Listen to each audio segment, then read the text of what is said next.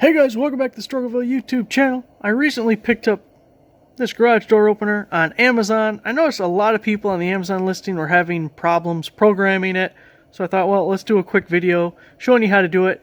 My garage door opener, that green button there, uses a button style programming, not the switches. If you have the switches, you're going to need a different video because I don't have that, so I'm not showing it to you. But we have the remote right here. We have to remove the cover. It's probably easier to do with two hands. Okay, this is the Learn or Program button on the remote. The garage door opener, there's your program button there. If you've ever programmed a universal remote for like a TV, this process is going to be somewhat familiar to you. First, we're going to hold the Learn button on the remote until the light comes on. Got it. Now hold a few seconds the Learn button there on the opener. See, both of them are on. We're going to tap this button until something happens. You'll either hear a click, the light will come on, or the door will open.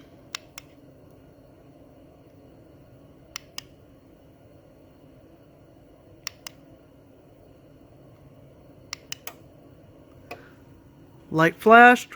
Now we're going to hit the button again, the Learn button, and that locks in the code. And in theory, the door should now open. Ta-da!